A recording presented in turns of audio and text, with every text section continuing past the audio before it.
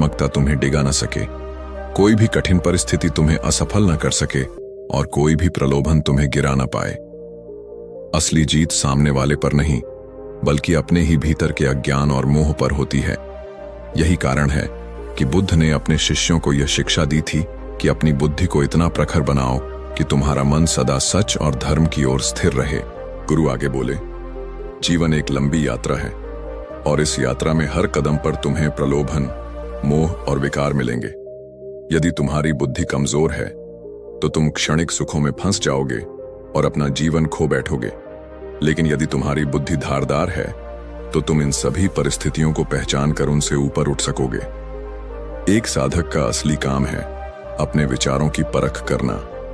जैसे कोई सुनार सोने को बार बार तपाता है ताकि वह शुद्ध और चमकदार हो, वैसे ही तुम्हें भी अपने विचारों को बार बार तपाना होगा ताकि उनमें से अज्ञान और भ्रम दूर हो जाएं। शिष्य ध्यान से गुरु की बातें सुन रहे थे और उनके मन में कई सवाल उठ रहे थे।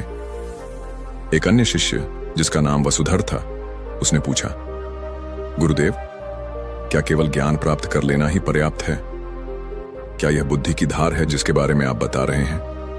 गुरु ने उसकी ओर देखा और बोले, वसुधर, केवल ज्ञान होना पर्याप्त नहीं है। यह तो ऐसा है जैसे किसी के पास बहुत सारी तलवारें हों लेकिन वे जंग लगी हुई हों। असली बुद्धि वह है जो तुम्हें सही समय पर सही निर्णय लेने की क्षमता दे, जो तुम्हें दूसरों को समझने और स्वयं को सुधारने की शक्ति दे। यह बुद्धि केवल पुस्तकों से नहीं आती, यह आती है आत्मचिंतन, ध्यान और अनुभव से। गुरु ने शिष्यों को एक कथा सुनाई। उन्होंने कहा, बहुत समय पहले एक गांव में एक युवक रहता था जिसका नाम आचार्यण था। वह अत्यंत चतुर था, किसी भी कार्य को शीघ्रता से सीख लेता और दूसरों से आगे बढ़ जाता। लोग उसकी प्रशंसा करते थे और वह स्वयं भी अपने कौशल पर गर्व करता था। धीरे धीरे उसका गर्व अहंकार में बदल गया और वह सोचने लगा कि अब उसे किसी से कुछ सीखने की आवश्यकता नहीं है। एक दिन उसकी भेंट एक साधु से हुई जिनका जीवन बहुत ही साधारण था। साधु के पास न कोई महल था, न धन, न आभूषण, केवल एक वस्त्र और एक भिक्षा पात्र। युवक ने सोचा, यह साधु मुझसे कैसे श्रेष्ठ हो सकता है जबकि मेरे पास ज्ञान और कौशल की भरमार है। लेकिन जब उसने साधु की आंखों में झांका तो उसे वहां ऐसी शांति और गहराई दिखी जो उसने अपने जीवन में कभी नहीं देखी थी। उस क्षण उसे समझ में आया कि असली बुद्धिमानी बाहरी ज्ञान में नहीं बल्कि भीतर की सरलता और विनम्रता में है। युवक का अहंकार धीरे धीरे टूट गया और उसने साधु से विनम्रतापूर्वक पूछा, महाराज, यह कैसी अवस्था है जिसमें आप रहते हैं, जहां निंदा से आपको दुख नहीं होता और प्रशंसा से आपको अहंकार नहीं होता? साधु मुस्कुराए और बोले, यही तो असली बुद्धि की धार है। जब तुम अपने मन को जीत लोगे तभी तुम सच्चे अर्थों में विजेता कहलाओगे। गुरु की यह कथा सुनकर शिष्य गहरे विचार में डूब गए। वे समझ गए कि बुद्धि को धारदार बनाने का अर्थ है अपने मन को वश में करना। जो अपने मन को जीत लेता है वही संसार को जीत लेता है। गुरु ने आगे कहा, इस मार्ग पर चलने के लिए तुम्हें अभ्यास करना होगा। हर दिन अपने विचारों को देखो, अपने भावों को परखो और ध्यान में बैठकर अपने भीतर की हलचल को शांत करो। धीरे धीरे तुम्हारा मन एक स्थिर झील की तरह हो जाएगा जिसमें कोई भी बाहरी हवा लहरें नहीं पैदा कर सकेगी। यही स्थिरता तुम्हें विवेकशील बनाएगी और यही विवेक तुम्हारी बुद्धि को इतना तेज करेगा कि कोई भी परिस्थिति तुम्हें पराजित न कर सके। जीवन का असली युद्ध बाहर नहीं बल्कि भीतर है। बाहर का शत्रु तो एक दिन मर जाएगा, लेकिन भीतर के शत्रु क्रोध, लोभ, अहंकार, ईर्ष्या ये तब तक जीवित रहेंगे जब तक तुम अपनी बुद्धि से इन्हें परास्त नहीं करोगे। गुरु ने अपनी वाणी को विराम दिया और शिष्य मौन होकर बैठे रहे। वातावरण इतना शांत था कि जैसे हवाएं भी ठहर गई हों। तभी गुरु ने अपने हाथ से इशारा किया और बोले, अब मैं तुम्हें वह सूत्र बताऊंगा जो तुम्हें न केवल बुद्धिमान बनाएगा बल्कि जीवन में सफलता और आनंद से भर देगा। केवल ज्ञान प्राप्त करना पर्याप्त नहीं है बल्कि उसे जीवन में उतारना ही असली साधना है। तुम्हारी आदतें तुम्हारा भविष्य गढ़ती हैं। कोई भी बड़ा लक्ष्य अचानक से हासिल नहीं होता, वह छोटे छोटे कदमों और सही आदतों के सतत अभ्यास से प्राप्त होता है। यही कारण है कि मैं तुम्हें अब 10 ऐसी आदतें बताने जा रहा हूं जो तुम्हारी आत्मा को मजबूत करेंगी, तुम्हारी बुद्धि को तेज बनाएंगी और तुम्हें सही दिशा में आगे ले जाएंगी। गुरु ने सबसे पहले आभार की शक्ति के बारे में बताया। उन्होंने कहा, जब तुम सुबह नींद से जागो तो बिस्तर से उठने से पहले अपने हाथ जोड़कर आकाश की ओर देखो और ईश्वर को उन 3 बातों के लिए धन्यवाद दो जिनसे तुम्हारा जीवन बेहतर हुआ है। यह अभ्यास छोटा है लेकिन चमत्कारी है। उदाहरण के लिए, एक साधक जिसका नाम समरेंद्र था, वह हर सुबह उठते ही केवल अपनी परेशानियों के बारे में सोचता और दिन भर उसी चिंता में डूबा रहता। उसका चेहरा हमेशा उदासी से घिरा रहता। एक दिन उसने गुरु की सलाह मानकर सुबह आभार प्रकट करना शुरू किया। पहले दिन उसने सोचा कि उसके जीवन में खास कुछ नहीं है, लेकिन जैसे ही उसने गहराई से देखा तो पाया कि उसकी सांसें चल रही हैं, उसका परिवार स्वस्थ है और उसके पास भोजन है। उसने इन्हीं के लिए धन्यवाद दिया। धीरे धीरे उसका मन बदलने लगा, उसका चेहरा प्रसन्न रहने लगा और उसके भीतर सकारात्मक ऊर्जा भर गई। यह है आभार की शक्ति। जो आभारी होता है उसके जीवन में और भी अच्छे अवसर आते हैं क्योंकि उसका हृदय खुला रहता है। इसके बाद गुरु ने व्यायाम की महत्ता समझाई। उन्होंने कहा, शरीर मन का वाहन है। यदि यह वाहन ही कमजोर होगा तो मंजिल तक कैसे पहुंचोगे? हर दिन कुछ समय अपने शरीर के लिए निकालो। यह व्यायाम हो सकता है, दौड़ना, योग या प्राणायाम। उदाहरण के लिए, एक राजकुमार जिसका नाम विवेकानंद था, वह अपने सुख सुविधाओं में इतना डूब गया था कि शरीर जर्जर हो गया। एक साधु ने उसे प्रतिदिन योग और दौड़ का अभ्यास कराया। कुछ ही महीनों में उसका शरीर बदल गया और साथ ही उसका मन भी अधिक स्थिर और एकाग्र हो गया। जब शरीर स्वस्थ होता है तभी मन को साधना आसान हो पाती है। गुरु ने तीसरी आदत पर प्रकाश डाला और वह थी लक्ष्य निर्धारण। उन्होंने कहा, जो व्यक्ति अपने दिन की योजना नहीं बनाता वह भटकता रहता है, जीवन उसे इधर उधर धकेलता रहता है। लेकिन जो व्यक्ति सोने से पहले अगले दिन के 3 सबसे महत्वपूर्ण कार्य लिख लेता है और उसी पर ध्यान केंद्रित करता है, वही सफलता की ओर बढ़ता है। शिष्यों में से एक, अनिरुद्ध, हमेशा काम अधूरा छोड़ देता था। गुरु ने उसे यह अभ्यास दिया। उसने धीरे धीरे सीखा कि यदि 3 कार्य पूरे कर लो तो दिन सार्थक हो जाता है। कुछ ही महीनों में उसका जीवन बदल गया और उसने अपने लक्ष्य पूरे करने शुरू कर दिए। चौथी आदत थी आत्म अनुशासन।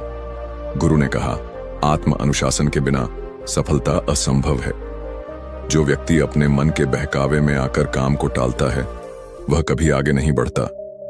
अनुशासन ही वह शक्ति है जो तुम्हें कठिनाइयों में भी टिकाए रखती है। उन्होंने एक उदाहरण दिया। एक व्यापारी जिसका नाम दयाराम था, हर समय काम को टाल देता था और उसका व्यापार धीरे धीरे घाटे में जाने लगा।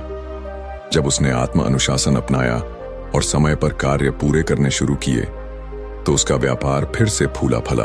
गुरु ने 5वीं आदत बताई, हर दिन कुछ नया सीखना। उन्होंने कहा, जो सीखना बंद कर देता है वह धीरे धीरे नीचे गिरने लगता है। संसार निरंतर बदल रहा है और जो व्यक्ति अपने ज्ञान को बढ़ाता रहता है वही प्रगति करता है। शिष्य राजेंद्र प्रतिदिन एक पुस्तक का एक अध्याय पढ़ता और नई नई बातें सीखता।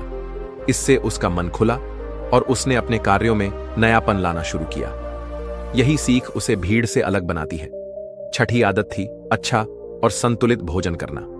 गुरु बोले, तुम्हारा शरीर वही बनता है जो तुम खाते हो। तला भुना, बासी और अस्वस्थ भोजन तुम्हारे शरीर और मन दोनों को कमजोर कर देता है। एक शिष्य अम्बरीश हर दिन असंतुलित भोजन करता और उसका मन हमेशा चिड़चिड़ा रहता। जब उसने गुरु की सलाह मानी और सात्विक भोजन अपनाया तो उसका स्वभाव भी शांत और प्रसन्न हो गया। भोजन केवल पेट भरने का साधन नहीं, यह तुम्हारी चेतना को प्रभावित करता है। 7वीं आदत थी परिवार और सच्चे मित्रों के साथ समय बिताना। गुरु ने कहा, यह लोग तुम्हें शक्ति देते हैं। संसार में सब तुम्हें अपने स्वार्थ के लिए इस्तेमाल कर सकते हैं, लेकिन परिवार और सच्चे मित्र बिना शर्त प्रेम करते हैं। एक बार एक शिष्य बहुत दुखी हुआ, तब उसका भाई और माता ने उसे सहारा दिया। इससे वह टूटने से बच गया। इसलिए अपने प्रियजनों के साथ समय बिताना जरूरी है। 8वीं आदत थी आत्मचिंतन। हर दिन थोड़ा समय केवल अपने लिए निकालो अकेले बैठकर अपनी गलतियों और अच्छाइयों पर विचार करो। इससे आत्म सुधार की राह खुलती है। गुरु बोले, जब तुम अपने भीतर झांकते हो तभी तुम सच में बढ़ते हो। 9वीं आदत थी समय प्रबंधन। गुरु ने कहा, हर दिन को सही ढंग से जियो। यदि दिन व्यर्थ गया तो महीना व्यर्थ जाएगा और वर्ष भी व्यर्थ चला जाएगा। शिष्य आनंदी ने जब समय प्रबंधन सीखा तब उसने कम समय में अधिक काम करना शुरू किया और वह दूसरों से आगे निकल गया। 10वीं आदत थी जल्दी सोना और जल्दी उठना। गुरु बोले, सुबह का समय दिव्यता से भरा होता है। जो व्यक्ति सुबह जल्दी उठता है उसे साधना, व्यायाम और अध्ययन का समय मिलता है। यह समय तुम्हारे जीवन को नई दिशा देता है। गुरु ने कहा, यदि तुम इन आदतों को अपनाओगे तो धीरे धीरे तुम अपने भीतर एक नया रूप देखोगे। तुम न केवल बाहरी सफलता पाओगे बल्कि भीतर से भी शांति और आनंद प्राप्त करोगे। गुरु ने शिष्यों की ओर देखा और कहा, अब तक मैंने तुम्हें यह समझाया कि अपनी बुद्धि को धारदार कैसे बनाना है और किन आदतों से सफलता का मार्ग खुलता है, परंतु यह सब बातें केवल तभी जीवंत होती हैं जब तुम उन्हें अनुभव और उदाहरणों के रूप में देखो। मनुष्य का हृदय तर्क से नहीं, कहानियों और अनुभवों से बदलता है। इसलिए मैं तुम्हें कुछ कथाएं सुनाऊंगा जो तुम्हारे मन में गहराई से उतरेंगी और तुम्हें जीवन का सत्य दिखाएंगी। सबसे पहली कथा एक लकड़हारे की है। बहुत समय पहले एक विशाल जंगल में 2 लकड़हारे रहते थे। एक का नाम जनक था और दूसरे का नाम बालिन। जनक 8 साल से लकड़ी काट रहा था और सोचता था कि वह अपने काम में माहिर है। एक दिन बालिन ने उससे प्रतियोगिता की और कहा कि मैं तुमसे ज्यादा पेड़ काटूंगा।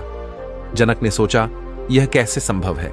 मैं अनुभवी हूं और यह नया है। सुबह दोनों जंगल में गए। जनक लगातार बिना रुके कुल्हाड़ी चलाता रहा जबकि बालिन बीच बीच में रुकता था। शाम तक जब गिनती हुई तो पाया गया कि बालिन ने जनक से 2 गुने पेड़ काटे। जनक हैरान हो गया और पूछा, तुम बीच बीच में आराम करते रहे, फिर भी कैसे मुझसे ज्यादा पेड़ काट दिए? बालिन ने शांत स्वर में कहा, मैं आराम नहीं करता था, मैं अपनी कुल्हाड़ी को धार देता था। यही कारण है कि मेरे वार हल्के होते हुए भी गहरे पड़ते थे। यह कथा हमें सिखाती है कि केवल मेहनत काफी नहीं, बल्कि साधन और बुद्धि को भी तेज करना जरूरी है।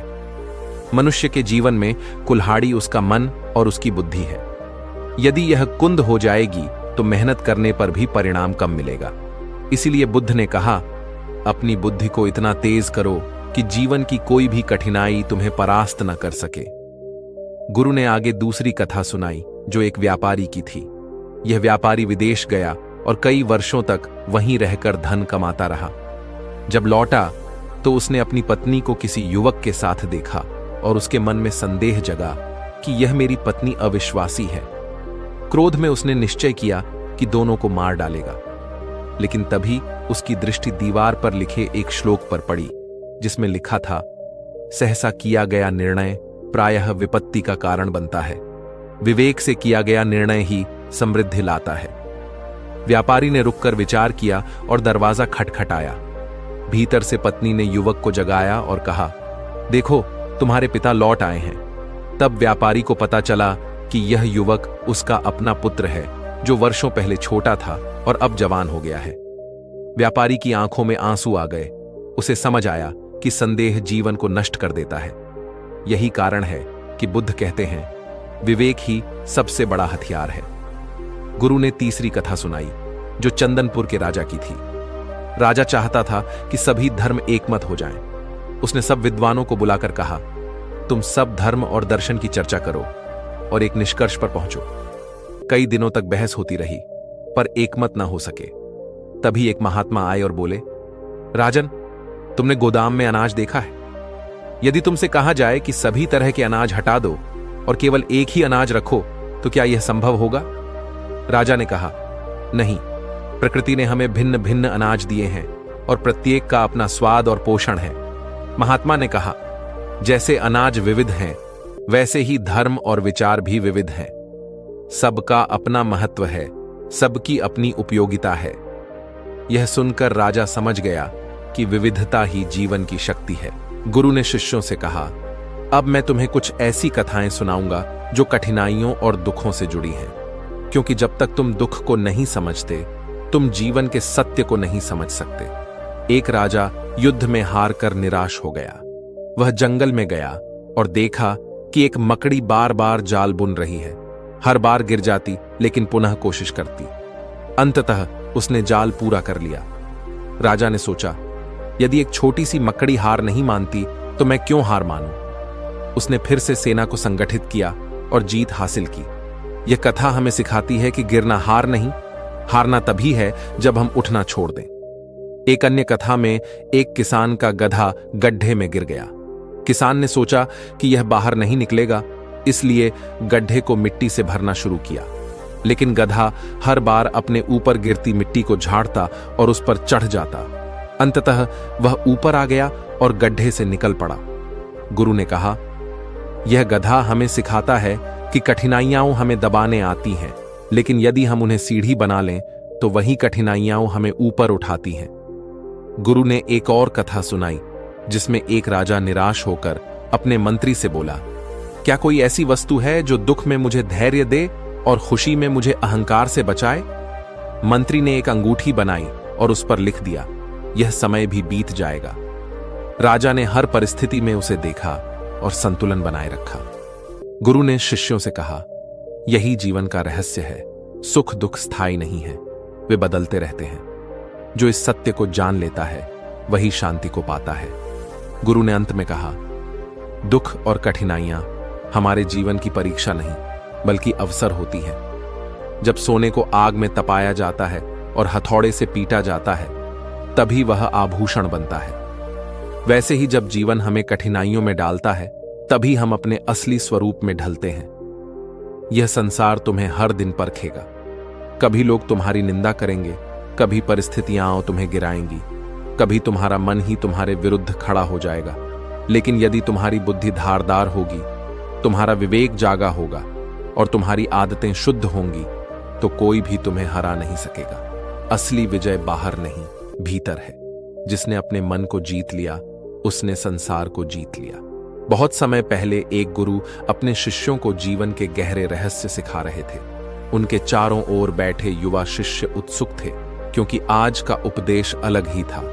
गुरु ने शांत स्वर में कहा, मनुष्य का जन्म दुर्लभ है और यह शरीर जो तुम्हें मिला है यह केवल मांस और हड्डियों का ढांचा नहीं बल्कि तुम्हारी आत्मा का मंदिर है। यदि इस मंदिर को तुम स्वयं ही गंदा कर दोगे तो फिर इसमें ईश्वर या शांति का वास कैसे होगा। जीवन की सबसे बड़ी त्रासदी यही है कि मनुष्य अपने ही हाथों से अपनी शक्ति का ह्रास करता है। तुम सोचो, एक राजा के पास सोने का भंडार हो और वह नशे में धुत होकर अपनी संपत्ति लुटा दे तो क्या वह बुद्धिमान कहलाएगा? उसी तरह जब मनुष्य धूम्रपान, मद्यपान या अपनी वीर्य शक्ति का दुरुपयोग करता है तब वह अपनी सबसे मूल्यवान संपत्ति खो देता है। यही कारण है कि शास्त्रों और ऋषियों ने बार बार चेताया है कि इन आदतों से बचो, क्योंकि ये तुम्हें धीरे धीरे रसातल की ओर ले जाती है। गुरु ने पहले धूम्रपान की चर्चा की। उन्होंने कहा, धूम्रपान एक ऐसा जहर है जो धीरे धीरे शरीर को खाता है। धुएं के छोटे छोटे कण फेफड़ों में जाकर उन्हें जकड़ लेते हैं और धीरे धीरे जीवन की सांसें छोटी करने लगते हैं। मैंने देखा है कि कितने लोग सिर्फ एक सिगरेट से शुरू करते हैं और फिर वह एक आदत नहीं बल्कि जंजीर बन जाती है। वे कहते हैं, हम जब चाहें छोड़ देंगे, लेकिन सच यह है कि आदतें इंसान को पकड़ लेती हैं और छोड़ना इतना आसान नहीं होता। धूम्रपान से न केवल शरीर बीमार होता है बल्कि मन भी विक्षिप्त हो जाता है।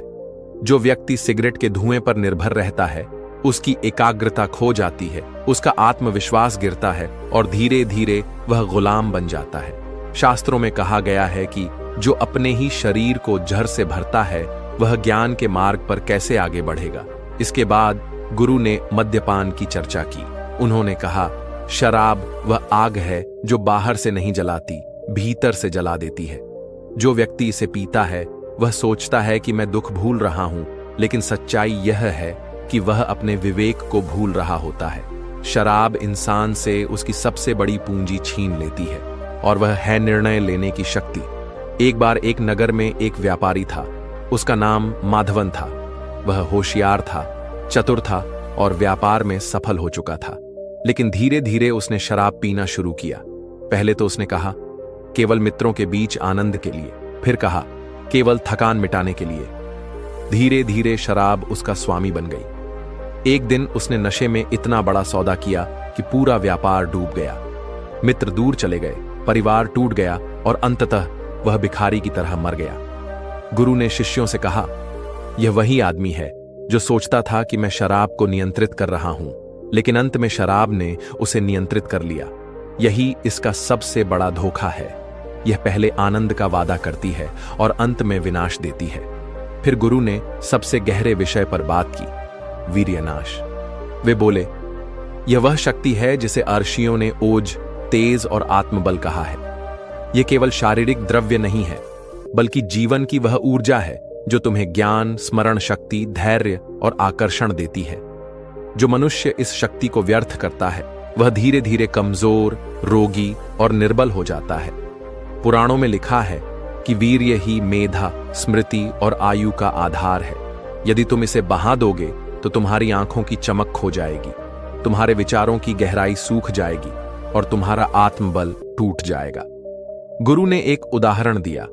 प्राचीन काल में एक युवा जिसका नाम शरण था, वह बहुत प्रतिभाशाली था। उसका मन पढ़ाई में लगता था, लेकिन वह अपनी इंद्रियों पर नियंत्रण न रख सका और दिन रात वासनाओं में डूबा रहा। धीरे धीरे उसका चेहरा मुरझाने लगा, पढ़ाई छूट गई, शरीर रोगी हो गया और उसका भविष्य अंधकारमय हो गया। जबकि उसका ही एक मित्र विक्रम, जिसने संयम रखा और ब्रह्मचर्य का पालन किया, वह बाद में महान विद्वान बना और लोगों के जीवन में प्रकाश फैलाया। गुरु ने कहा, यह अंतर केवल इस कारण हुआ क्योंकि एक ने अपनी ऊर्जा को बचाया और दूसरे ने उसे गंवा दिया। गुरु बोले, यदि तुम यह सोचते हो कि ये आदतें केवल व्यक्तिगत जीवन को प्रभावित करती हैं, तो तुम गलत हो। इन आदतों से समाज भी प्रभावित होता है।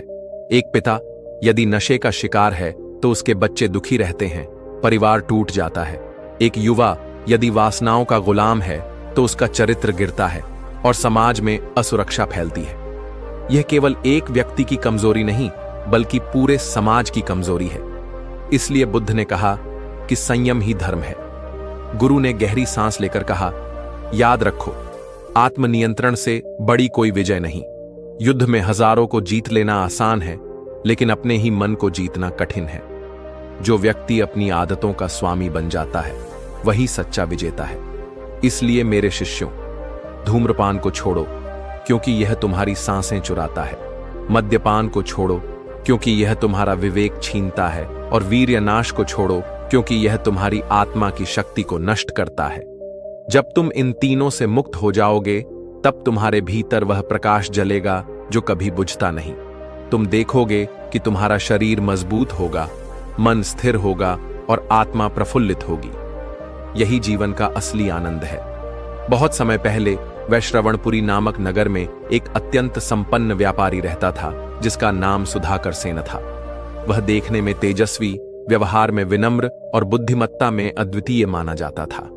नगरवासी उसके व्यापारिक कौशल की चर्चा करते और कहते कि यह युवक एक दिन राजकोष से भी अधिक धनी होगा। वास्तव में सुधाकर सेन ने कम उम्र में ही व्यापार की बारीकियां सीख ली थीं। उसका हृदय दानशील था, उसकी वाणी मधुर थी और उसके कार्यों में परिश्रम और सत्य की छाप थी।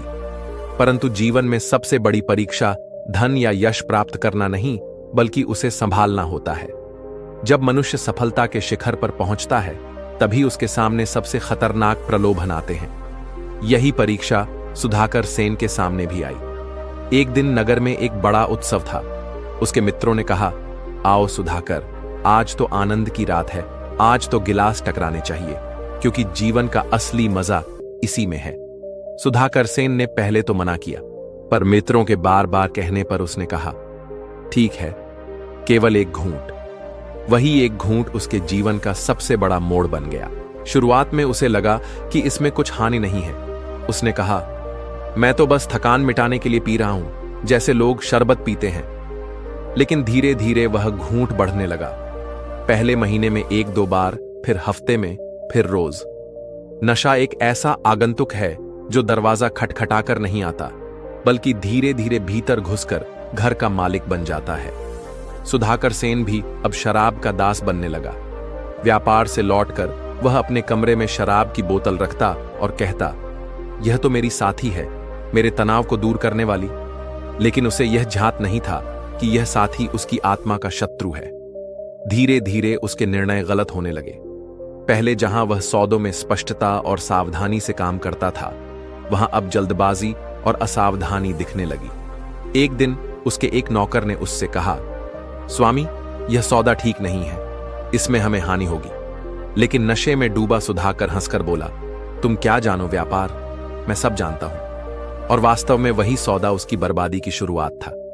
गुरु जब यह कथा शिष्यों को सुना रहे थे तो बोले, देखो, सुधाकर सेन जैसा बुद्धिमान और सफल व्यक्ति भी एक गिलास के प्रलोभन से हार गया।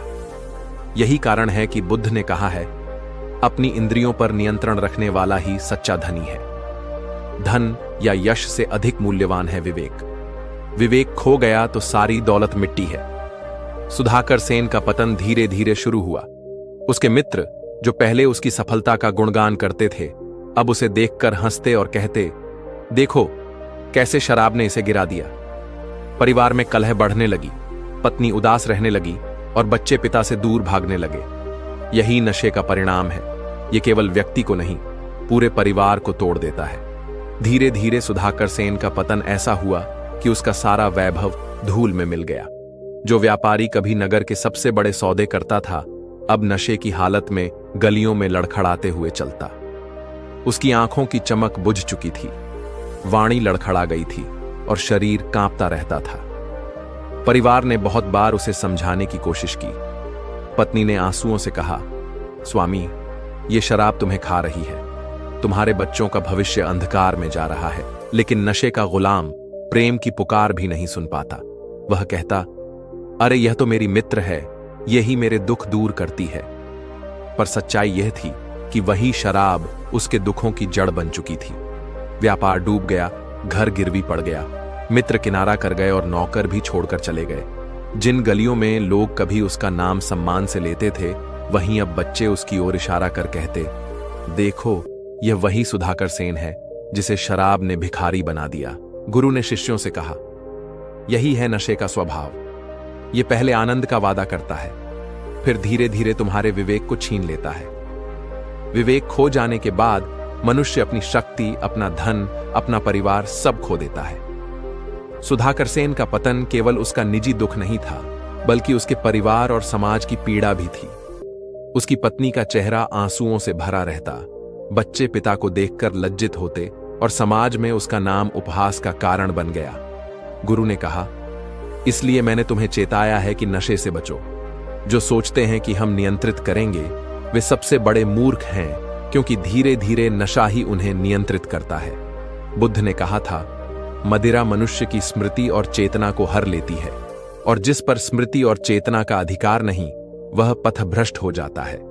इसीलिए यदि सच्चा सुख चाहते हो तो संयम अपनाओ। सुधाकर सेन की कथा हमें यही सिखाती है कि संसार का असली वैभव बाहरी धन में नहीं, बल्कि आंतरिक संयम में है। जो अपने विवेक को संभालता है, वही सच्चा व्यापारी है, क्योंकि वही आत्मा का सौदा करता है, और आत्मा का सौदा नशे से नहीं, सत्य और जागृति से होता है। बहुत समय पहले हिमालय की तराई में बसे एक गांव में दो लकड़हारे रहते थे। एक का नाम था अजगतपाल और दूसरे का नाम था वीरेश्वर। दोनों ही दरिद्र परिवारों से थे और अपने परिवार का भरण पोषण करने के लिए रोज जंगल जाते, पेड़ काटते और लकड़ियां बाजार में बेचते। जगतपाल मेहनती था, पर उसके मन में हमेशा यह रहता था कि केवल लगातार परिश्रम ही सफलता की कुंजी है। वह सोचता था कि जो जितना अधिक समय काम करेगा, वही अधिक कमा लेगा। इस सोच के कारण वह सुबह से लेकर रात तक कुल्हाड़ी चलाता रहता। उसके हाथों में छाले पड़ जाते, पीठ झुक जाती, पर वह रुकता नहीं था। दूसरी ओर वीरेश्वर भी उतना ही परिश्रमी था, परंतु उसमें एक बात और थी। वह केवल काम ही नहीं करता, बल्कि बीच बीच में अपनी कुल्हाड़ी को तेज करने में भी समय लगाता। जब जगतपाल उसे देखता तो हंसकर कहता, अरे मूर्ख, तू समय बर्बाद करता है। जब तू अपनी कुल्हाड़ी धार देता है, तब मैं 2 पेड़ और काट लेता हूं। देख लेना, एक दिन मैं तुझसे कहीं अधिक कमाऊंगा। वीरेश्वर मुस्कुराता और शांत स्वर में कहता, भाई, काम केवल ताकत से नहीं होता, बल्कि समझ और साधन की धार से होता है। यदि औजार कुंद हो जाए तो परिश्रम दुगना और फल आधा रह जाता है।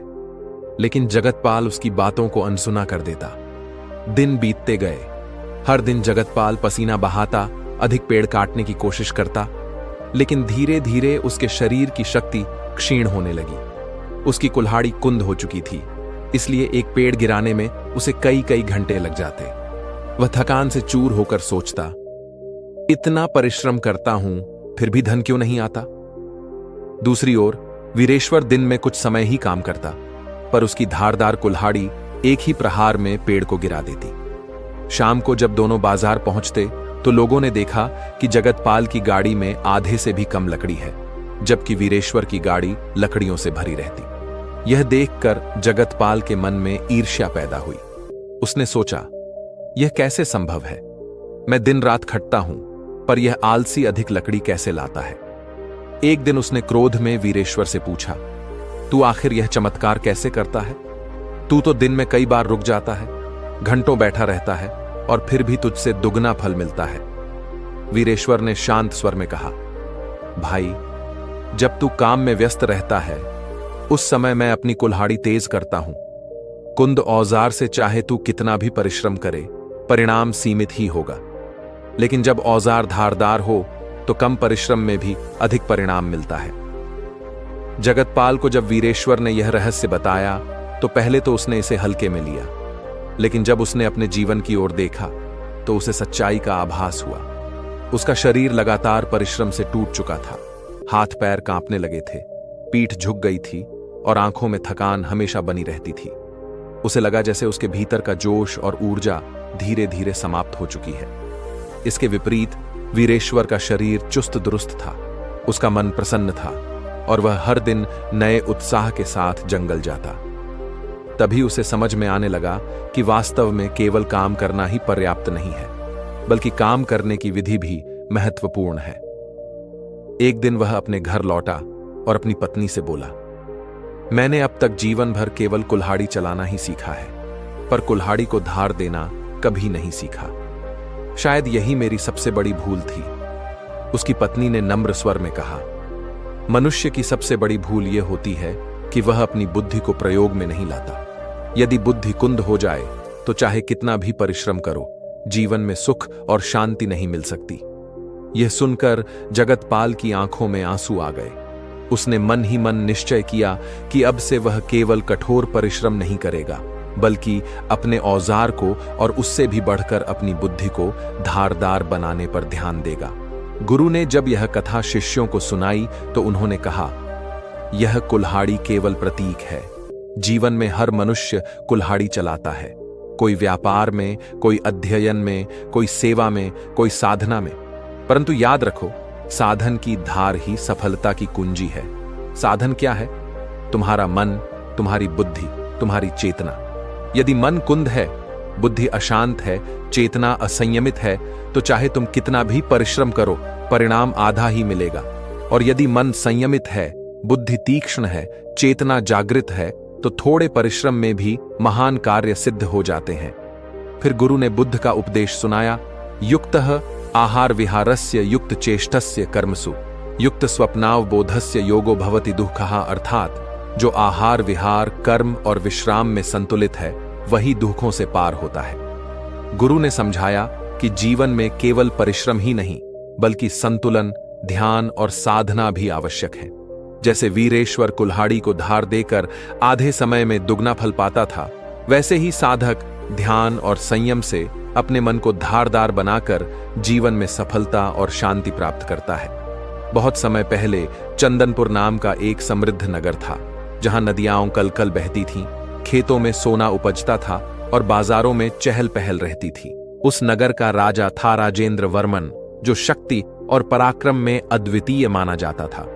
वह युद्ध भूमि में सिंह की तरह गर्जता और सभा में न्यायप्रिय शेर की तरह बैठता। उसकी ख्याति दूर दूर तक फैली थी कि यह राजा प्रजा के दुख दर्द सुनता है और उनके कल्याण के लिए तत्पर रहता है। किंतु उसके भीतर एक कमी भी थी। वह अपने मत और अपने धर्म को ही सबसे श्रेष्ठ मानता था।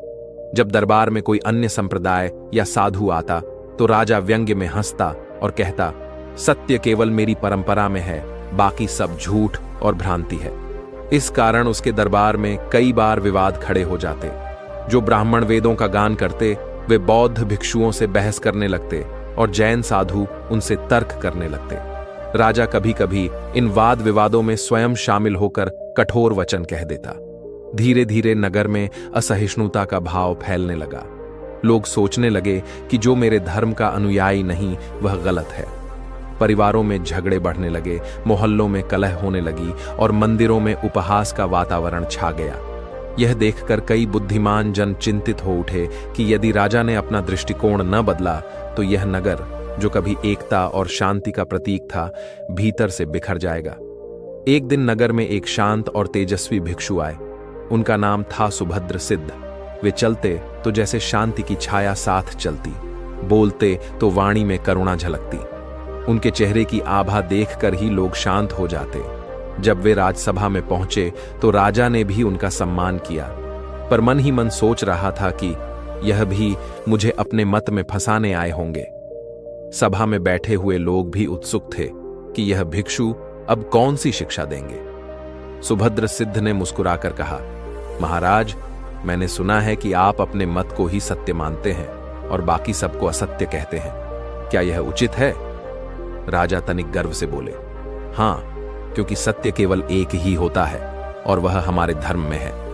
भिक्षु ने धीरे से कहा, महाराज, क्या आप यह मानते हैं कि आकाश में केवल वही तारे चमकते हैं जिन्हें आप देखते हैं, या यह भी संभव है कि आपकी आंखों से परे भी अनगिनत तारे चमक रहे हों? राजा कुछ क्षण चुप रहे, फिर बोले, हां, संभव है। भिक्षु ने कहा, तो धर्म भी ऐसा ही है। आपकी आंखों से जो मार्ग दिखता है वह सत्य हो सकता है, पर इसका अर्थ यह नहीं कि अन्य मार्ग झूठे हैं। जिस प्रकार विभिन्न नदियां अलग अलग दिशाओं से बहकर अंततः सागर में मिलती है, उसी प्रकार विभिन्न धर्म और परंपराएं सत्य के सागर में मिलती हैं। कोई भी मार्ग झूठा नहीं होता जब तक वह जीव को कल्याण और शांति की ओर ले जा रहा है। सुभद्र सिद्ध भिक्षु की वाणी सुनकर सभा में सन्नाटा छा गया। राजा राजेंद्र वर्मन, जो अब तक गर्व से भरे रहते थे, उनकी आंखें झुक गईं। उन्हें पहली बार लगा कि शायद वे अब तक केवल अपने ही दृष्टिकोण के कैदी बने रहे। भिक्षु ने आगे कहा, महाराज, यदि एक अंधा व्यक्ति हाथी की सूंड को छूकर कहे कि हाथी रस्सी जैसा है और दूसरा उसके पैर को छूकर कहे कि हाथी खंभे जैसा है, तो क्या हम किसी को झूठा कहेंगे? नहीं, दोनों अपनी अपनी सीमा तक सत्य कह रहे हैं, परंतु संपूर्ण सत्य उससे भी बड़ा है, जो उनकी सीमित दृष्टि में समा सकता है। यही धर्म के साथ भी है। प्रत्येक धर्म किसी न किसी अंग से सत्य को छूता है, पर संपूर्ण सत्य किसी एक मत में सीमित नहीं हो सकता। यह सुनकर राजा का हृदय कांप उठा। उसने देखा कि उसके कारण नगर में विभाजन और असहिष्णुता बढ़ गई थी। उसकी आंखों के सामने वे दृश्य तैरने लगे जब मोहल्लों में लोग धर्म के नाम पर झगड़ रहे थे, परिवार बिखर रहे थे और नगर की शांति टूट रही थी। वह सिंहासन से उतरकर भिक्षु के चरणों में झुक गया और बोला, गुरुदेव, मैंने अज्ञानवश बड़ा अपराध किया। मैं समझता था कि केवल मेरा मार्ग ही सत्य है, पर आपने मेरी आंखें खोल दी। अब मैं प्रतिज्ञा करता हूं कि चंदनपुर में सभी धर्मों को समान सम्मान मिलेगा। मंदिर, विहार, स्तूप और उपाश्रय, सबको राज्य की रक्षा मिलेगी। यहां से कोई भी व्यक्ति दूसरे की श्रद्धा का अपमान नहीं करेगा, क्योंकि अपमान सत्य का नहीं, केवल अज्ञान का होता है। भिक्षु ने राजा के सिर पर करुणा का हाथ रखकर कहा, महाराज, यही सच्चा धर्म है, सहिष्णुता। धर्म किसी की दीवार नहीं बनाता, वह तो सेतु है। जो धर्म द्वेष पैदा करे वह धर्म नहीं है। जो धर्म दूसरों के मार्ग को नष्ट करे वह धर्म नहीं है। धर्म वह है जो मनुष्य को भीतर से निर्मल करे और उसे प्रेम और करुणा की ओर ले जाए। राजा ने उसी क्षण एक फरमान जारी किया कि नगर में हर परंपरा को समान अधिकार होगा। उसके बाद चंदनपुर में एक नया युग शुरू हुआ। पहले जो लोग झगड़ते थे वे अब एक दूसरे के उत्सवों में शामिल होने लगे। नगर में शांति और सद्भाव लौट आया। वर्षों बाद भी लोग कहते थे, यह सब परिवर्तन उस दिन हुआ जब राजा ने अपने गर्व को त्याग कर सत्य को स्वीकार किया। गुरु जब यह कथा शिष्यों को सुना रहे थे तो उन्होंने कहा, जो व्यक्ति अपने मत पर अड़ा रहता है वह अज्ञान का दास है। जो व्यक्ति दूसरों के मार्ग को भी सम्मान देता है वही सत्य का साधक है। यही शिक्षा हमें चंदनपुर के राजा की कथा देती है कि जीवन में सबसे बड़ा धर्म है करुणा और सबसे बड़ा पुण्य है सहिष्णुता। बहुत समय पहले अवंतिका नगरी में एक समृद्ध व्यापारी रहता था जिसका नाम था धर्मनाथ। वह दूर दूर तक अपने व्यापार के लिए प्रसिद्ध था, पर उससे भी अधिक उसकी ईमानदारी और मधुर स्वभाव के लिए लोग उसकी प्रशंसा करते थे। उसके घर में सुख संपत्ति की कोई कमी नहीं थी और उसकी पत्नी मृणालिनी सौंदर्य और सद्गुण की प्रतिमूर्ति कही जाती थी। विवाह के कई वर्षों बाद भी दोनों का जीवन प्रेम और विश्वास से भरा हुआ था, किंतु मनुष्य के भीतर छिपा हुआ संदेह कभी कभी विष का काम करता है। एक दिन धर्मनाथ जब व्यापारिक यात्रा से लौट रहा था तो नगर में कुछ लोगों को आपस में बातें करते सुना। कोई कह रहा था कि आजकल व्यापारी की पत्नी बहुत सज संवर कर महल की खिड़की से बाहर देखती रहती है, शायद वह किसी से मिलने की प्रतीक्षा करती है। किसी ने हंसते हुए कहा, धनी घरानों में तो यही होता है, जब पति दूर होता है तो स्त्री का मन भटकने लगता है। ये बातें सुनकर धर्मनाथ का हृदय कांप गया। उसके मन में पहली बार पत्नी के प्रति शंका का बीज पड़ गया। रास्ते भर वह सोचता रहा, क्या यह संभव है कि मृणालिनी मेरे प्रति निष्ठावान न हो? क्या उसके मन में कोई और है? उसके भीतर जो विश्वास का वृक्ष वर्षों से खड़ा था वह अचानक डगमगाने लगा। घर पहुंचते ही मृणालिनी ने प्रेम से उसका स्वागत किया, उसके चरण धोए, भोजन कराया और यात्रा की थकान मिटाने के लिए तेल मालिश करने लगी। लेकिन धर्मनाथ का मन अब निर्मल न था। उसके भीतर छिपा हुआ संदेह हर कार्य में दोष ढूंढने लगा। जब उसने पत्नी को दर्पण के सामने श्रृंगार करते देखा तो मन ने कहा, यह सजना मेरे लिए नहीं, किसी और के लिए है। जब उसने पत्नी को खिड़की से बाहर झांकते देखा तो मन बोला, यह किसी और के आने की प्रतीक्षा है। यहां तक कि जब पत्नी ने हंसकर उससे कोई बात कही तो उसे लगा कि इस हंसी के पीछे कोई रहस्य है। धीरे धीरे उसका चेहरा कठोर होने लगा, वाणी रूखी हो गई और व्यवहार ठंडा पड़ गया। मृणालिनी समझ न पाई कि उसके प्रिय पति के हृदय में अचानक यह परिवर्तन क्यों आया है। वह बार बार पूछती, स्वामी, आप इतने चुप और उदास क्यों हैं? क्या यात्रा में कोई समस्या हुई? पर धर्मनाथ कुछ न कहता। उसका मन जैसे दो भागों में बंट गया था। एक भाग कहता, तेरी पत्नी पवित्र है, उसका प्रेम सच्चा है। दूसरा भाग कहता, नहीं, उसने तेरे साथ विश्वासघात किया है। यह अंतर्द्वंद्व उसे भीतर ही भीतर जलाने लगा। दिन बीतते गए और धर्मनाथ का संदेह बढ़ता ही गया। उसने कई बार मन में ठान लिया कि पत्नी से सीधा प्रश्न करेगा, पर हर बार उसका अहंकार और भय उसे रोक लेते। अंततः एक दिन जब वह घर लौटा तो उसने देखा कि मृणालिनी किसी से बात कर रही है। दरअसल वह पड़ोस की वृद्ध दासी से अपने घरेलू कार्यों के विषय में चर्चा कर रही थी। पर धर्मनाथ को दूर से देखकर भ्रम हुआ कि वह किसी अजनबी पुरुष से बातें कर रही है। उसका क्रोध भड़क उठा। वह भीतर आया और बिना कुछ सोचे समझे कठोर वचन कहने लगा, मृणालिनी, मैंने तुम्हें विश्वास दिया, घर का मान सम्मान सौंपा और तुमने किसी और को अपना बना लिया। स्त्री, तूने मेरे विश्वास को तोड़ दिया है।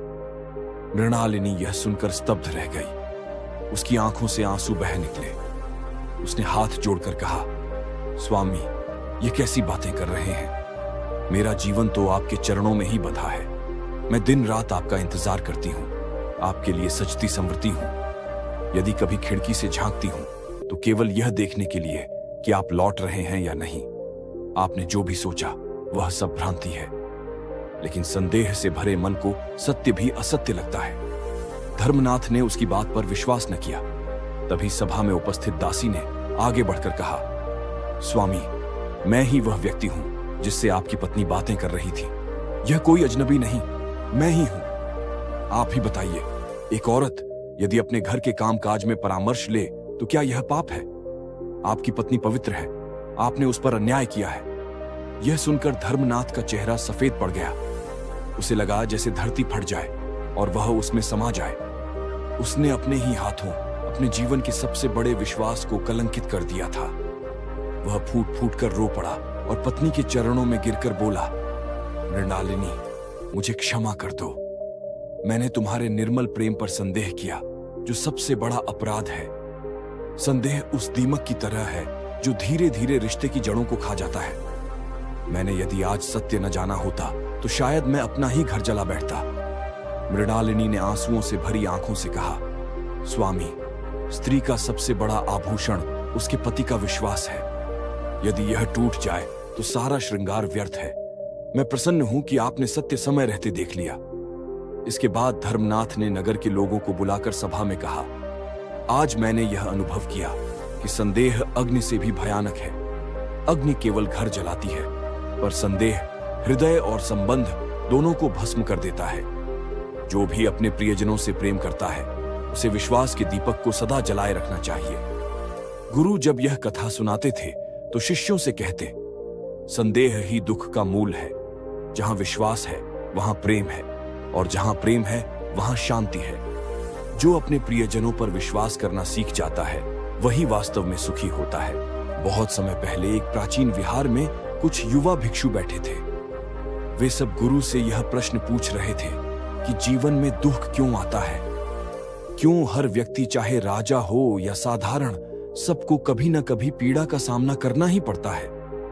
गुरु शांत मुद्रा में बैठे थे। उनकी आंखों में गहरी करुणा थी और उनकी वाणी मधुर थी। उन्होंने कहा, वत्सों, दुहक से कोई नहीं बच सकता। जो जन्म लेता है वह दुहक का अनुभव अवश्य करता है। चाहे तुमने उसे चाहा हो या नहीं, जीवन तुम्हें कभी न कभी ऐसे क्षण देगा जब तुम टूट जाओगे। प्रश्न यह नहीं है कि दुख क्यों आता है, प्रश्न यह है कि तुम उस दुख को कैसे देखते हो। यदि तुम उसे शत्रु मानोगे तो वह तुम्हें तोड़ देगा। यदि तुम उसे गुरु मानोगे तो वह तुम्हें बना देगा। गुरु की यह बात सुनकर एक शिष्य ने कहा, गुरुदेव, क्या दुख सचमुच हमें मजबूत बना सकता है? मैंने तो देखा है कि लोग दुख में टूट जाते हैं, उनकी आशाएं समाप्त हो जाती हैं और वे जीवन से विरक्त हो जाते हैं। गुरु ने मुस्कुराकर कहा, हां, यह सत्य है कि कुछ लोग दुख में टूट जाते हैं, लेकिन इसका कारण दुख नहीं, उनका दृष्टिकोण है। जो व्यक्ति सोचता है कि मैं अभागा हूं, मेरे साथ ही क्यों ऐसा हुआ, वही दुख का दास बन जाता है। और जो व्यक्ति सोचता है कि यह दुख मुझे कुछ सिखाने आया है, वही दुख का मालिक बन जाता है। जैसे लोहे को आग में डालकर और बार बार पीटकर ही तलवार बनाया जाता है, वैसे ही मनुष्य को दुख ही गढ़ता है। यदि दुख न होता तो न बुद्ध उत्पन्न होते, न महावीर, न किसी महापुरुष की कहानी घड़ी जाती। दुख वह मिट्टी है जिसमें से आत्मा का कमल खिलता है। गुरु ने एक दृष्टांत सुनाया। उन्होंने कहा, एक गांव में दो किसान रहते थे। दोनों के खेतों में अकाल के कारण फसल सूख गई। पहला किसान रोता रहा, अपने भाग्य को कोसता रहा और अंततः भूखा मर गया।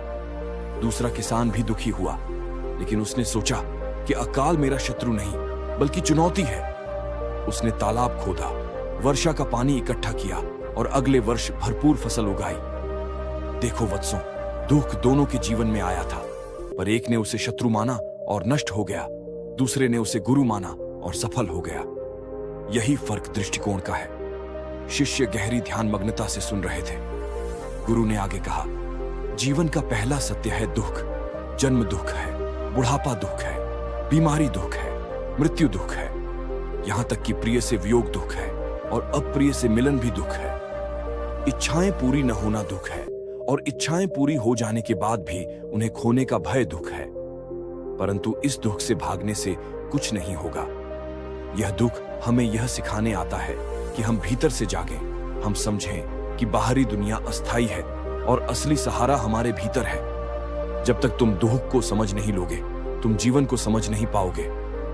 गुरु की बातें सुनकर एक अन्य शिष्य ने पूछा, गुरुदेव, जब दुख आता है तो मनुष्य रोता है, टूटता है, कभी कभी दूसरों को दोष देता है। यह सब क्यों? गुरु ने कहा, क्योंकि मनुष्य सोचता है कि सुख स्थायी है। जब सुख आता है तो वह उसे पकड़कर रखना चाहता है, और जब दुख आता है तो वह उसे दूर भगाना चाहता है। पर सत्य यह है कि न सुख स्थायी है न दुख, दोनों आते जाते रहते हैं जैसे ऋतुएं बदलती रहती हैं। शीतकाल आता है, जाता है, ग्रीष्म आता है, जाता है, वर्षा आती है, जाती है। उसी प्रकार जीवन में सुख और दुख आते हैं और चले जाते हैं। बुद्ध ने कहा था, अनित्यम अनित्यम सर्वम अनित्यम, अर्थात सब अनित्य है। यदि तुम इस सत्य को समझ लो तो दुख तुम्हें तोड़ नहीं पाएगा। इसके बाद गुरु ने एक और उदाहरण दिया। उन्होंने कहा, कल्पना करो कि किसी ने तुम्हें कांटों से भरी एक डाली पकड़ाई। तुम सोचते हो कि इसे पकड़े रहना ही मेरा कर्तव्य है। धीरे धीरे कांटे तुम्हारे हाथों में चुभते हैं, खून निकलता है और तुम पीड़ा से कराहते हो। अब प्रश्न यह है कि क्या पीड़ा उस डाली ने दी या तुम्हारे पकड़ने की जिद ने? यदि तुम उसे छोड़ दो तो पीड़ा समाप्त हो जाएगी। ऐसे ही जीवन में अधिकांश दुख हमारे पकड़ने से पैदा होते हैं। हम स्मृतियों को पकड़कर रखते हैं, हम अपेक्षाओं को पकड़कर रखते हैं, हम अपने अहंकार को पकड़कर रखते हैं। इन्हें छोड़ना सीखो, तभी शांति आएगी। शिष्यों ने सिर झुकाकर कहा, गुरुदेव, अब हमें समझ में आ रहा है कि दुख का कारण बाहर नहीं, हमारे भीतर ही है। गुरु ने करुणा से उनकी ओर देखा और बोले, वत्सों, यही तो जीवन का सबसे बड़ा रहस्य है। बाहर का संसार केवल अवसर देता है, लेकिन दुख का बीज भीतर से जन्म लेता है। यदि मन संयमित हो, यदि बुद्धि जागरूक हो, तो कोई भी बाहरी परिस्थिति हमें हिला नहीं सकती। जो व्यक्ति दुख को समझ लेता है वही वास्तव में मुक्त हो जाता है। गुरु कुछ देर मौन रहे। शिष्य उनकी ओर टकटकी लगाए बैठे थे। वह मौन ही जैसे उनके लिए शिक्षा बन गया। फिर धीरे धीरे गुरु ने कहा, वत्सों, क्या तुमने कभी यह अनुभव किया है कि जब आकाश में बादल छा जाते हैं तो हम सोचते हैं कि सूरज ढक गया है, परंतु क्या वास्तव में सूरज कभी ढकता है? नहीं, सूरज वहीं रहता है, केवल बादल हमारी दृष्टि को ढक लेते हैं। उसी प्रकार जब जीवन में दुख आता है तो हमें लगता है कि शांति और आनंद खो गया है, परंतु सत्य यह है कि आनंद भीतर ही मौजूद है। केवल हमारे विचारों और भ्रम के बादल उसे ढक लेते हैं। यदि तुम धैर्य रखो और प्रतीक्षा करो तो जैसे बादल छूटते ही सूरज प्रकट हो जाता है, वैसे ही दुख छांटते ही आनंद प्रकट हो जाता है। गुरु की यह उपमा सुनकर शिष्य चकित रह गए। उन्होंने सोचा, सचमुच दुख तो स्थायी नहीं है, पर हम ही उसे स्थायी मानकर अपने हृदय में बोझ बना लेते हैं। गुरु ने आगे कहा, याद रखो, दुख केवल तब विष बनता है जब तुम उसका विरोध करते हो। यदि तुम उसे स्वीकार कर लो तो वही दुख अमृत बन सकता है। किसी ने मुझे बताया था कि एक स्त्री अपने पुत्र की मृत्यु पर रो रो कर पागल हो गई थी। वह हर दरवाजे पर जाती और कहती, कोई मुझे ऐसा औषधि दे दे जिससे मेरा पुत्र जीवित हो जाए। लोग उसे पागल समझते, पर एक दिन कोई बुद्धिमान व्यक्ति बोला, तुम बुद्ध के पास जाओ। वह स्त्री बुद्ध के पास गई और वही प्रार्थना दोहराई। बुद्ध ने कहा, वत्से, मैं तुझे औषधि दूंगा, पर शर्त है कि तू मुझे उस घर से सरसों का दाना लाकर दे जहां कभी किसी की मृत्यु ना हुई हो। स्त्री खुशी खुशी निकल पड़ी, पर हर घर में उसे सुनने को मिला कि हां, यहां मृत्यु हुई है। अंततः जब वह लौटी तो उसकी आंखों में आंसू थे, पर हृदय में समझ थी। उसने बुद्ध के चरणों में झुककर कहा, गुरुदेव, अब मुझे समझ आ गया है कि मृत्यु सार्वभौमिक है, केवल मेरे साथ नहीं हुई। अब मैं रोऊंगी नहीं। देखो वत्सों, दुख वहीं समाप्त होता है जहां स्वीकार जन्म लेता है। गुरु ने आगे कहा, एक और बात समझो, दुख हमें यह भी सिखाता है कि जीवन में क्या वास्तविक है और क्या मृग तृष्णा है। जब सब कुछ अच्छा चल रहा होता है, धन, यश, संबंध, तो हमें लगता है कि यही सब कुछ है। हम अहंकार से भर जाते हैं और सोचते हैं कि यह सब कभी नहीं जाएगा। लेकिन जब दुख आता है और यह सब छिन जाता है, तभी हमें समझ आता है कि यह सब अस्थायी था। दुख हमारे मोह के पर्दे को चीर देता है और हमें नग्न सत्य दिखाता है। यही कारण है कि दुख वास्तव में बुरा नहीं, बल्कि करुणामय शिक्षक है। गुरु ने अपने जीवन का एक प्रसंग सुनाया। बोले, जब मैं युवा था, मुझे भी एक मित्र ने धोखा दिया। मैं रोया, क्रोधित हुआ और सोचा कि अब किसी पर विश्वास नहीं करूंगा। लेकिन समय ने सिखाया कि यदि मैं उस मित्र के धोखे को ही पकड़कर बैठा रहता तो मैं भी कड़वाहट का पात्र बन जाता। मैंने उसे छोड़ दिया और क्षमा करना सीखा। तभी मुझे समझ आया कि दुहक हमें क्षमा की कला सिखाने आता है। यदि जीवन में कोई हमें धोखा न देता तो शायद हम कभी क्षमा करना न सीख पाते।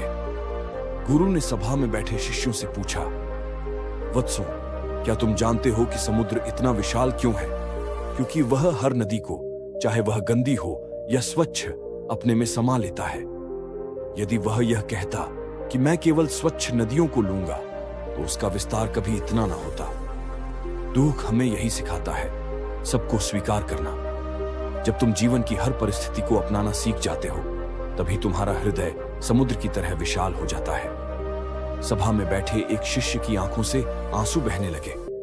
उसने कहा, गुरुदेव, अब मुझे लग रहा है कि मेरा हृदय हल्का हो गया है। इतने दिनों से मैं अपने पिता की मृत्यु पर शोक कर रहा था। मुझे लगता था कि मेरे साथ बड़ा अन्याय हुआ है, लेकिन अब समझ में आ रहा है कि यह केवल मेरे साथ नहीं हुआ, यह तो जीवन का स्वभाव है, और यदि मैं इसे स्वीकार कर लूं, तो मैं भीतर से मुक्त हो सकता हूं। गुरु ने करुणा से उसकी ओर देखा और कहा, वत्स, यही समझ जीवन का सबसे बड़ा खजाना है। जब तुम यह जान लेते हो कि दुख शाश्वत नहीं, केवल अस्थाई है, तो तुम्हारे भीतर स्थिरता आ जाती है। तब तुम जीवन में चाहे कितनी भी आंधियां क्यों न देखें, तुम भीतर से अडिग रहते हो। गुरु ने शिष्यों को ध्यान से देखते हुए कहा, वत्सों, दुख केवल सहने की वस्तु नहीं है, यह पहचानने की वस्तु है। यदि तुम समझ लो कि दुख क्या है, तो तुम देखोगे कि यह हमेशा तुम्हें किसी गहरी सच्चाई की ओर ले जाता है। देखो, जब बच्चा जन्म लेता है तो मां को पीड़ा होती है, लेकिन वही पीड़ा जीवन को जन्म देती है। इसी प्रकार जब आत्मा का नया रूप जन्म लेता है, तब भी पीड़ा होती है। हर दुख तुम्हारे भीतर एक नया जन्म देता है। प्रश्न यह है कि तुम उस पीड़ा को देखकर घबरा जाते हो या उसे एक नए जन्म की भूमिका समझते हो। गुरु ने एक कथा सुनाई। उन्होंने कहा, बहुत समय पहले एक गांव में एक युवक था जिसका नाम विवेकानंद रखा गया था। वह जीवन से बहुत प्रेम करता था और हमेशा हंसता बोलता था, लेकिन अचानक उसके माता पिता की मृत्यु हो गई। वह टूट गया और सोचने लगा कि अब जीने का क्या अर्थ है। वह दिन रात रोता और खुद को कोसता कि उसने अपने माता पिता का अच्छा ध्यान नहीं रखा। तभी एक दिन वह एक संत के पास गया और बोला, गुरुदेव, मेरा हृदय दुख से फट रहा है, मुझे शांति चाहिए। संत ने उसकी ओर देखकर कहा, वत्स, तेरे माता पिता ने तुझे जन्म दिया, तुझे पाला, तुझे शिक्षा दी। क्या तू यह सब भूलकर केवल उनकी मृत्यु को देखेगा? क्यों न तू उनके जीवन को अपने भीतर जिए? तेरे दुख का कारण उनकी मृत्यु नहीं, तेरे भीतर की आसक्ति है। मृत्यु ने तुझे यह सिखाने के लिए दस्तक दी है कि जीवन अमूल्य है, हर क्षण को जीना सीख। उस दिन विवेकानंद ने समझ लिया कि दुख उसे जीना सिखाने आया है। गुरु ने कहा, वत्सों, जब तुम किसी प्रियजन को खोते हो तो तुम्हारा हृदय खाली हो जाता है। उस खालीपन को तुम शाप समझते हो, परंतु वही खालीपन ध्यान का द्वार है। वही तुम्हें यह अवसर देता है कि तुम भीतर जाओ और उस शांति को पाओ जो किसी संबंध, किसी वस्तु, किसी परिस्थिति पर निर्भर नहीं है। दुख का असली रहस्य यही है, यह हमें भीतर की ओर मोड़ देता है। बाहर की वस्तुएं छूट जाती हैं ताकि हम अपने भीतर के खजाने को देख सकें। एक शिष्य ने पूछा, गुरुदेव, क्या यह संभव है कि हम दुख से पूरी तरह मुक्त हो जाएं? गुरु ने कहा, नहीं वत्स, दुख से पूरी तरह मुक्त होना संभव नहीं है, क्योंकि यह जीवन का हिस्सा है। परंतु हां, दुख के बंधन से मुक्त होना संभव है। जैसे समुद्र में तूफान आता है, लेकिन समुद्र की गहराई में शांति रहती है। यदि तुम सतह पर रहोगे तो लहरों में डूबोगे, यदि गहराई में उतरोगे तो शांति पाओगे। यही साधना है। जीवन में चाहे दुख हो या सुख, तुम भीतर से शांत रहो, तब तुम दुख में भी हिलोगे नहीं। गुरु ने शिष्यों को एक और दृष्टांत दिया। बोले, एक बार एक साधक अपने गुरु के पास गया और बोला, गुरुदेव, मेरे जीवन में बहुत दुख है, मुझे इससे मुक्ति चाहिए। गुरु ने उसे एक कटोरा दिया और कहा, इसमें नमक डाल और पानी भर। साधक ने ऐसा किया। गुरु ने कहा, अब इसे पी।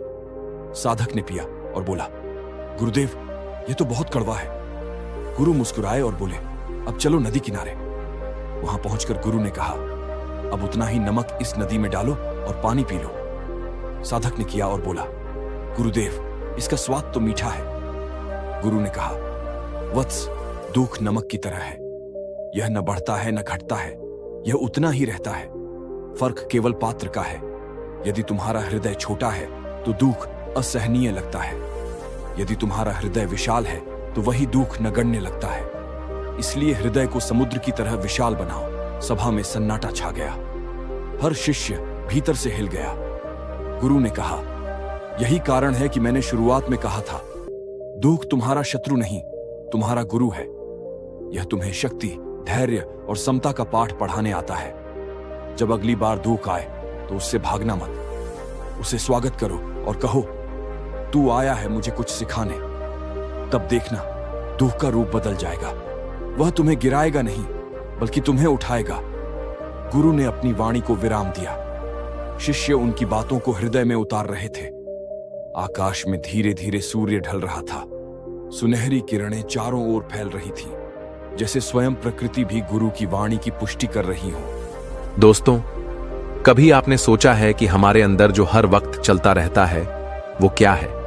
जो कभी चुप नहीं बैठता, जो कभी किसी की बात से खुश हो जाता है तो कभी बेमतलब की बात पर नाराज हो जाता है। जी हां, मैं बात कर रहा हूं हमारे मन की। मन एक ऐसा अदृश्य उपकरण है जो दिखता नहीं है लेकिन हमारे पूरे जीवन को नचाता है। ये मन ही है जो हमें प्रेम कराता है, नफरत कराता है, हंसाता है, रुलाता है और कभी कभी तो हमें खुद से ही दूर कर देता है। पर क्या आपने कभी रुककर गहराई से देखा है कि यह मन आखिर करता क्या है? मन वो दरवाजा है जिससे हमारी सोच, हमारी भावनाएं और हमारी इच्छाएं अंदर बाहर होती हैं। और अगर यह दरवाजा खुला हो और उस पर कोई पहरा ना हो तो बाहर से जो भी हवा आएगी वो सीधी हमारे भीतर घुस जाएगी, अच्छी हो या बुरी। इसी मन के कारण ही एक ही जैसी स्थिति में कोई इंसान मुस्कुराता है तो कोई रोता है। और यही मन है जो हमें भूतकाल में फंसा देता है या भविष्य की चिंता में डुबो देता है। जब हम कहते हैं कि मेरा दिल टूट गया तो असल में वो दिल नहीं होता, वो मन होता है जो टूट जाता है। और जब हम कहते हैं कि मैं खुश हूं तो वो खुशी भी कहीं ना कहीं मन की एक स्थिति होती है। लेकिन दोस्तों, असली सवाल ये नहीं है कि मन क्या करता है। असली सवाल ये है कि क्या हम अपने मन को जानते हैं? क्या हमने कभी उसे सीधा देखकर पूछा है कि अरे मन, तू क्या कर रहा है? नहीं ना।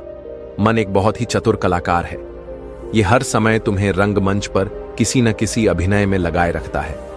अगर कोई तुम्हारी तारीफ कर दे तो मन फूला नहीं समाता, लेकिन वही व्यक्ति अगर तुम्हारी आलोचना कर दे तो मन कड़वाहट से भर जाता है। अब सोचो, मन कैसे पल भर में फूल भी जाता है और कांटा भी बन जाता है। यह उसकी ताकत नहीं बल्कि हमारी असावधानी है कि हम इसे पहचान नहीं पाते। अब सवाल आता है, क्या मन हमारा दुश्मन है? नहीं दोस्तों, मन न तो दुश्मन है और न दोस्त। वो सिर्फ एक ताकत है जिसे हम जैसे चलाते हैं वैसा ही परिणाम आता है। अगर तुमने उसे सजगता से चलाया तो वही मन तुम्हें ध्यान, शांति और बोध की ओर ले जाएगा। लेकिन अगर तुमने उसे भावनाओं, इच्छाओं और अहंकार के हवाले कर दिया तो समझ लो वो तुम्हें ले जाएगा उलझनों, भ्रम और दुखों की ओर। ठीक उसी तरह जैसे एक तेज कार अगर योग्य ड्राइवर के हाथ में हो तो वो सही दिशा में जाएगी, लेकिन अगर अनाधी के हाथ में हो तो हादसा हो सकता है। अब चलो एक उदाहरण से समझते हैं। एक बच्चा अगर खिलौना टूटने पर